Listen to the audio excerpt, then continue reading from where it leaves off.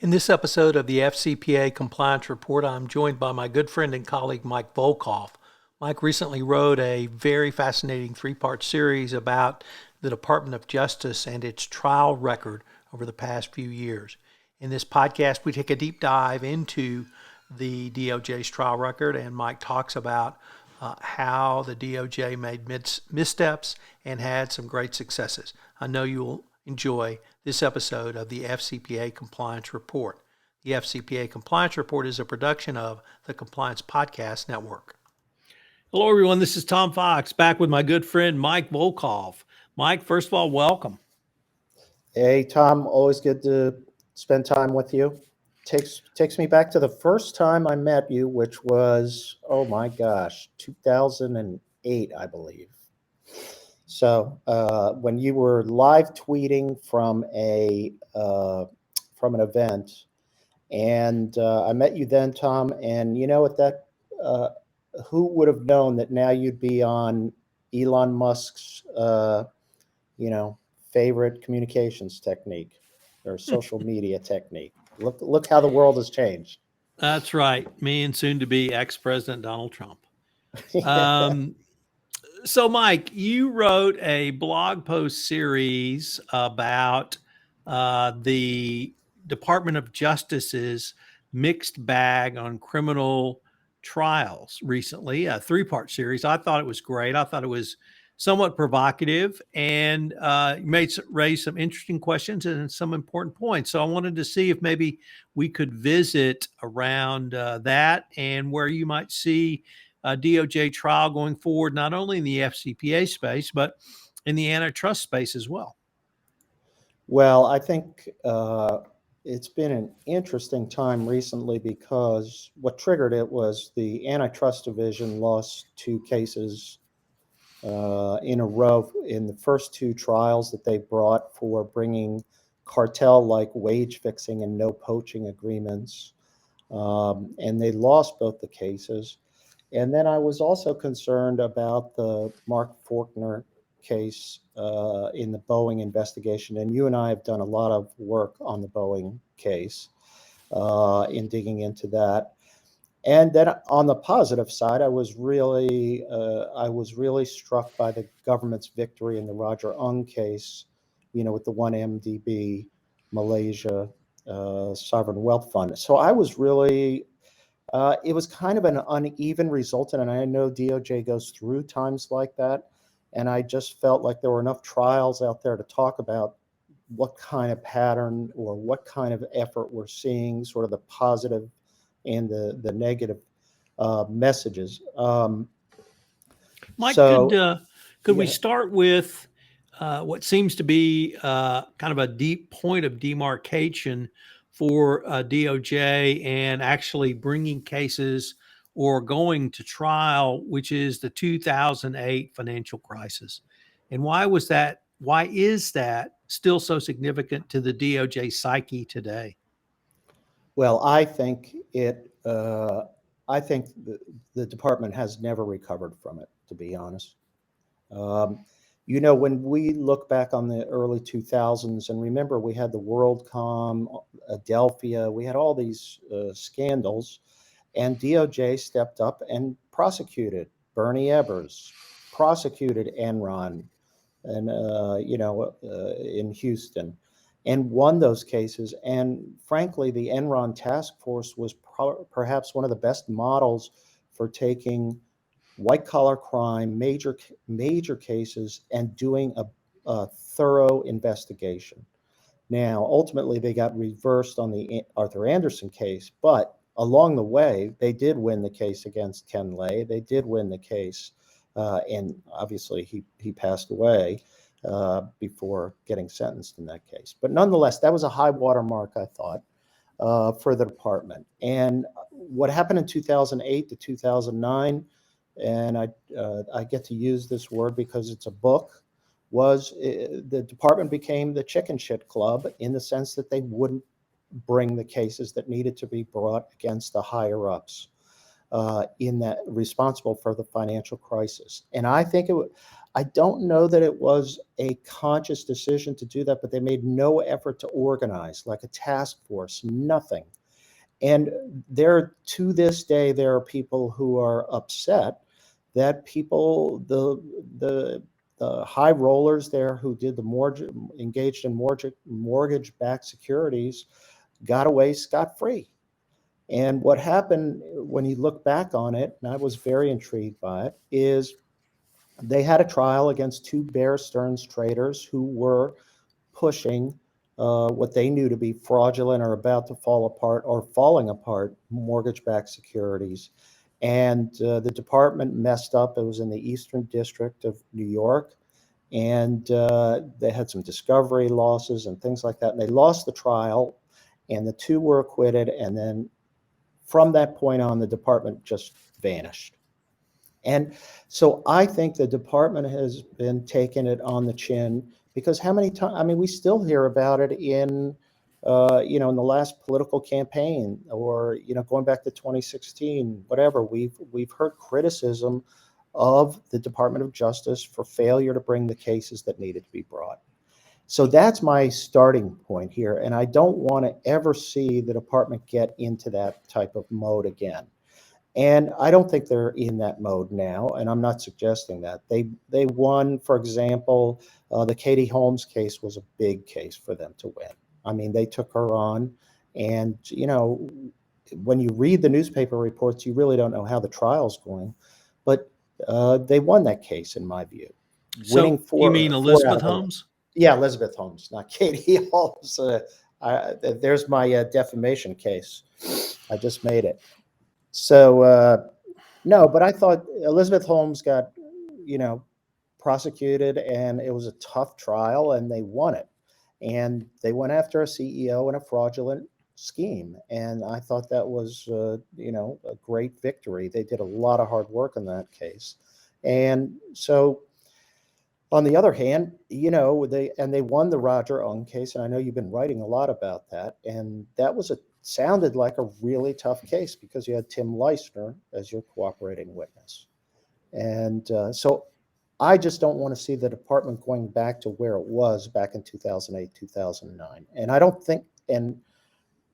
get the sense that they are, but they've had some, tough losses lately. I mean, in the Mark Faulkner case, the Boeing one, which we can talk about a little bit, the jury was out 90 minutes. And the jury came back, and jurors came back and apologized to him in the hallway. Okay, they said they were sorry that he was prosecuted. I mean, that's something's wrong, Tom, when you bring a criminal case and the jury comes out and apologizes to the defendant. Do you know what I mean? Something is missing in that story that they told. So, look, these are high stakes trials. I get it, but to me, you always say, and I think you've said this too, that you win your case at the investigation level, at the grand jury level. Who are your witnesses? How are you collecting the evidence? How are you building your case? And I think there's another issue which we should probably discuss a little bit, is when you outsource these investigations to the big firms, and Boeing was outsourced to several massive investigation, they don't have the same incentives that line prosecutors do. Line prosecutors want to build a case and flip people and make it into a bigger case and go as high into the organization as they can. I don't believe that outsourced investigations have the same sort of drive to do that. So, it's an interesting point. Just one last comment on the antitrust division. Look, the antitrust division won a big case against the CEO of Bumblebee, who they prosecuted him for price fixing in the tuna fish market. And they won. And the jury was not out that long at all in that case. And it was a hard fought case. So the department in the antitrust division, they've had some, they're pretty aggressive, and they've had some good luck. Recently, they've taken it on the chin. They've had 2 mistrials of the chicken producers cartel in Denver. And I've never seen this. A federal judge dragged out the assistant attorney general, the head of the antitrust division, and said, "Are you sure you want to do a third one?" And the assistant attorney general said, I'll think about it. Thank you very much, Your Honor." But then turned around and said, "We're going forward." So, Mike, in the FCPA world, obviously, we don't have very many cases going to trial. Right, And from my perspective, maybe the bellwether or the watershed was the Gunstein cases. right, From the Gunstein cases forward, we had really just a complete paucity of cases until the Hoskins case, and now we have the Ung case. But if we kind of take the FCPA cases and the antitrust cases that you wrote about in your blog post series, which we'll link to in the show notes, it seemed to me that you had a couple of different criticisms. In the Gunstein case, I think you were critical of the way the cases were prosecuted at trial. right, In the uh, cartel around price or wage fixing and wage setting cases, you had a different criticism, which was around, I think, the way the evidence was presented. And then in the Fortner case, the Boeing case, the criticism was not so much the presentation of the trial strategy, or rather the presentation or the theory. It was the underlying facts, which pointed to systematic failure um, around safety up and down the organization, and the inability from the original internal investigation to point to one person, and that right. only one person was prosecuted. So I was wondering if you could tell us what you saw was the fault in the theories, and if you or their presentations at trial, and how does one as a prosecutor think through either the legal theory you're going to use, or how are you going to present it? And if you can't come up with adequate solutions, does that mean the case shouldn't be brought? Well, I mean, look, there's a real, uh, there's a real art or a real sense of charging a case and structuring it in a way that you can present it and that it's going to be compelling and to the jury. And I have a couple thoughts on that with regard to, first off, the gun sting case. What was that? The shot show sting case. That was a really tough case because and it was subject to entrapment defenses, and you had a cooperating witness in that case who was really difficult to sell to the jury. That you know, he was actually presented as sort of worse than some of the defendants.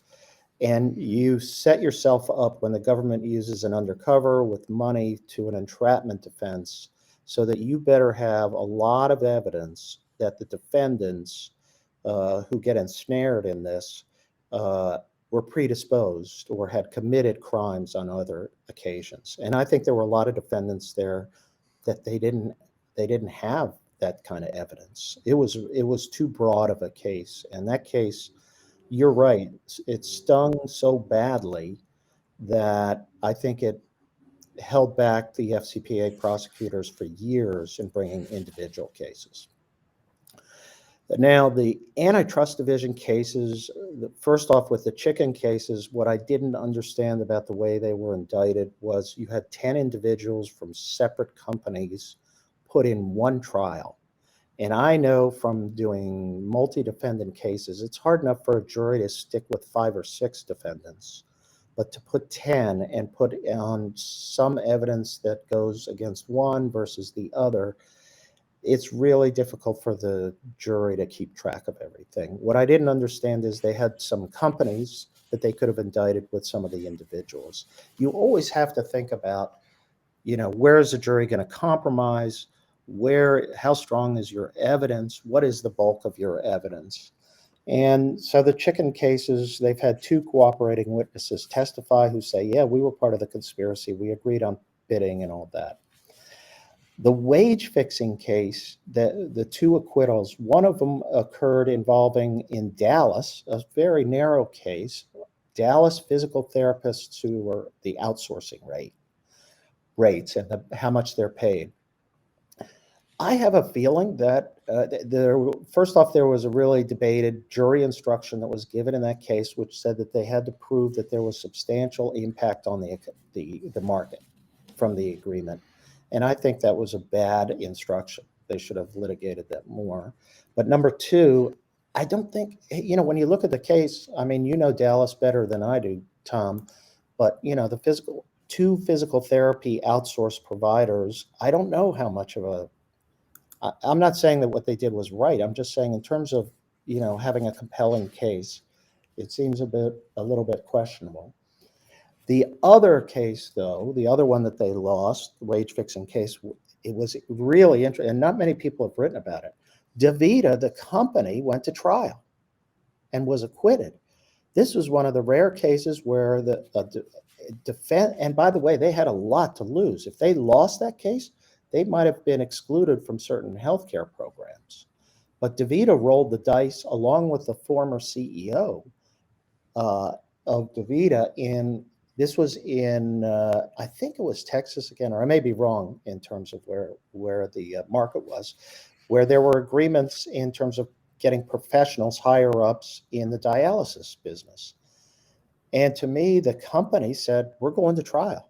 Now we don't see that. And I think the last time we saw that in the FCPA arena was that California company years and years ago, which was convicted as, and it was privately owned. Now, the Forkner case is more compelling because the jury saw through the weakness of the case. And the defense was smart. They said, look, my guy is here. He's a, early 40-year-old family guy who's being blamed for the 737 MAX safety scandal. Now, I mean, I'm not saying he was an angel in this, but when you read the Delaware Chancery Court's decision outlining the culture and all the problems at Boeing, you walk away saying somebody knew higher up than him. And the jury acquitted him in 90 minutes because they believed it. They think he was being a scapegoat. He was being the scapegoat. And I mean, the Justice Department bringing that case was really, really challenging. And you know what? It also looks like, when the BP oil rig blew up, Deepwater Horizon, those cases they had against some of the engineers, those melted away too. And so it's really hard when you have an organizational failure, but I do believe if you had real prosecutors who were committed to digging out the evidence and what did people know and what did they say about the safety issues, I bet you would have found people higher up who were responsible. I just do. And I think the jury saw that. So they had a sense of fairness, I think, with that. So, Mike, one of your other interesting points around the Gunstein cases, I thought, was that I don't want to say it was wrongly charged, but you pointed out that they were charged with multiple defendants were charged with conspiracy, yet there was really no evidence of any overarching conspiracy. Perhaps there would, if there was conduct, it wasn't conduct conspired together. And if it was conspired, it was because of the entrapment or opportunity that the department itself created.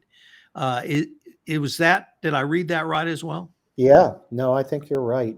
You can't conspire with a government informant. I mean, you can't have a conspiracy with the government informant. It just, you can't, they don't count because they're the government actor. And you're right that there were several broad conspiracies that were brought, and charged.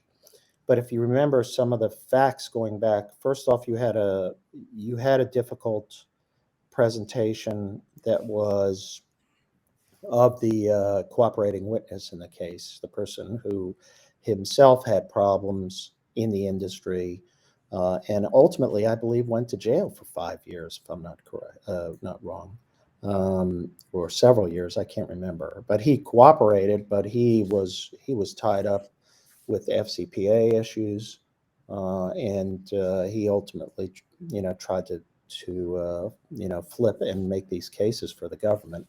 The government also had a lot of sort of weaknesses in the case where they had unrecorded contacts. They also had instances where the defendants were asking the cooperator, "Is this legal for us to do this?" on tape. And one of my clients was one of those who said, Are you sure this is okay? Is this legal?" And he, the cooperator just hemmed and hawed. Well, that's not like, really strong evidence that this guy was acting with criminal intent. He's trying to find out, is this right? Now, of course, he didn't go and hire, a big name lawyer or anything to do that. But so there, you're right. There's charging decisions. There also is, Tom, there are also, I think, times when, people trust the government and people don't trust the government.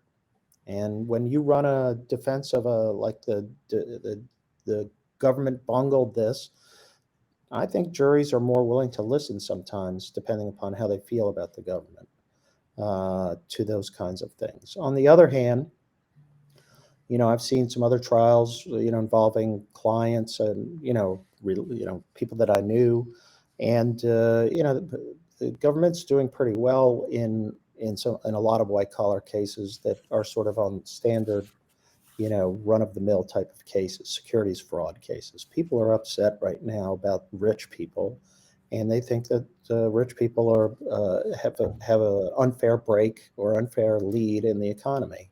So I think they end up getting hurt when they go to trial. So, Mike, now I'd like you to ask you maybe to speculate down the road, and I would preface it with echoing your comments from the Deputy Attorney General, I believe, or Assistant Attorney General, who had to go to court around the chicken price fixing cases and Yep. announce, take a lecturing from the judge, who has announced there'll be a third prosecution. Just yesterday or over the weekend, Lena Khan, the head of the FTC, said that they would continue to be aggressive. I recognize the FTC generally brings civil actions, nevertheless, active now in the antitrust sphere. But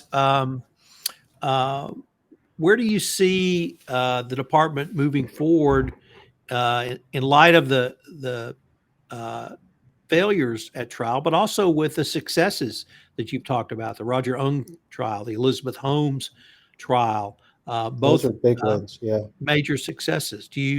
Would you see a renewed vigor around prosecution from this administration? Oh, absolutely. Absolutely. And let's start first with the antitrust division. First off, you have the AAG, Assistant Attorney General's Jonathan Cantor.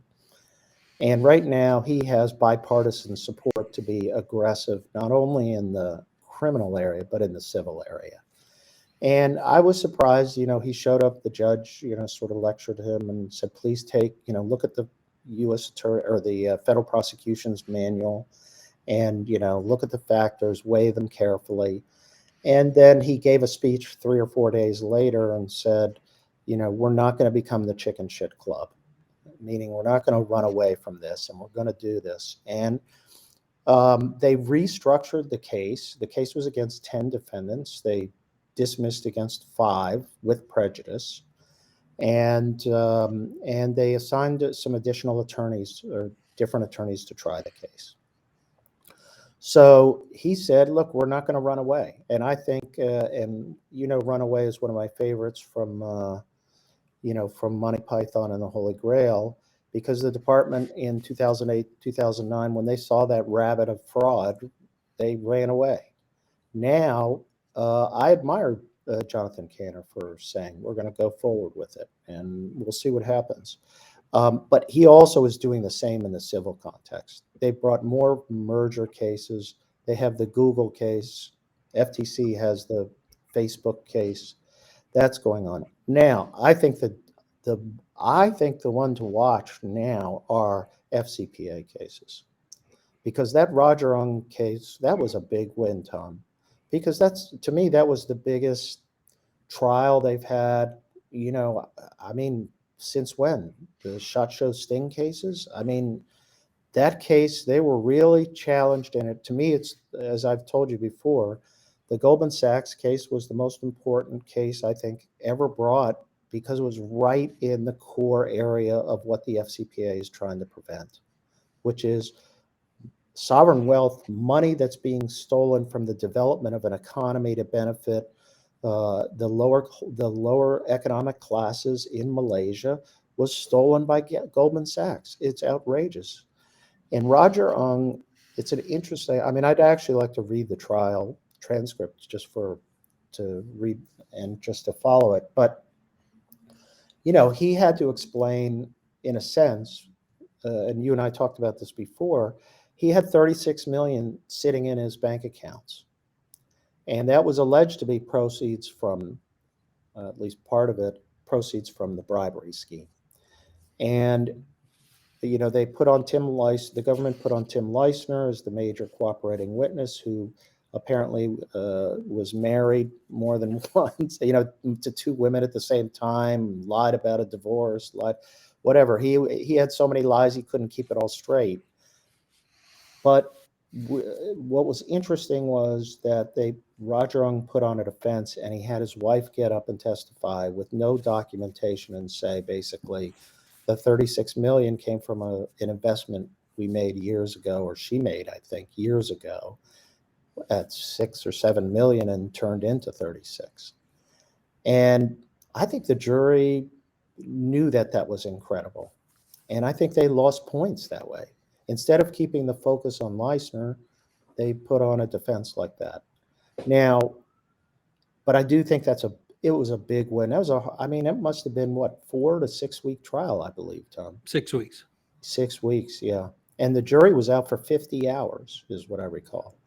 And that's a long time. You get nervous when the jury's out there. There's nothing worse when a jury's out. And you're nervous as the prosecutor. But I'll tell you what, and they also had a discovery snafu early on in the case. Remember, where they hadn't turned over materials inadvertently, where they had to delay the case for a while. All the defense got to review some of the documents, or the material. So I think we're going to see a more aggressive FCPA prosecutions, because in general, this administration has promised it. And I think they're going to eventually come through. I mean, look, we saw the first corporate settlement come out, and of course it includes an independent compliance monitor. It also includes consideration of, the companies, all their bad acts, in the past. Seeing something different, that they didn't have a criminal history, but they referenced that they had some regulatory violations in the past. The remediation wasn't sufficient, even though they had an enhanced compliance program. They hadn't completed the remediation or tested it. I think the FCPA unit right now in the criminal division are going to hold people to a higher standard than we're used to over the last 8 to 10 years. Mike, the next potential big FCPA case, certainly that I'm watching, is the Cognizant Technologies case. And there we have former CEO and general counsel criminally indicted. Now, they were indicted under prior administration, so it's really nothing to do with this administration, at least bringing the charges. And it looks like one of the key defenses is going to be the underlying investigation, internal investigation turned over to the government, which led to the basis, or formed the basis, of the criminal charges against the two individuals. If those suppositions are correct, do you see that this case will put directly in focus internal investigations and really challenge those in a way that they haven't been challenged in open court as yet? Yeah, I've been waiting for this day. and predicting it'll come at some point, because when you have you have to be careful when an internal investigation is conducted that you are not perceived to be acting as an arm of the government. And there have been some judges. There was, I think it was Chief Judge McMahon from New York who wrote about this. She was concerned about it, and she sort of just went off on this issue. And that is that eventually, are we going to get to the point where the internal investigation actors are going to be held accountable as prosecutors would be? So, for example, your ability to take a statement from somebody and then turn it over to the government for use by the government, um, can be challenged as if it was government actors. I don't think that's going to happen in this case, but I don't think they have much else of a defense. It always seemed like a pretty strong case to me, because you have, I think, 2 of the 4 people in the room are cooperating witnesses when they were, having open discussions about the bribery scheme. But I may be wrong on that. But I think it's going to be a tough case nonetheless, because they're going to put the government on trial, and that's about their best defense that they can do. And if the jury thinks it was unfair somehow, then I think it's going to get dicier. But that's a big trial, and I don't know when that's scheduled. Do you know when that's scheduled to go to trial? Is it this I year? believe October 2022. Yeah. Well, that's going to be a bit. That's definitely going to be a big one. So, but I do think we're going to see more people indicted. They've been indicting the FCPA unit as, working with U.S. attorneys' offices. They've been indicting a lot of people in Texas and Florida, connected to money laundering, PDVSA, and Venezuela. I think we're going to see more all around the country growing out of some of these corporate cases. Well, Mike, as always, very informative when I get the chance to sit down and chit chat with you. I wanted to thank you again for the 3-part series. I thought it was great, a great review of both foibles and wins by the Department of Justice. And hopefully we will have the opportunity to visit on this topic in the future. Absolutely. Really enjoy it, Tom. Always love talking to you. All the best. This is Tom Fox again. Thank you for listening to this episode of the FCPA Compliance Report.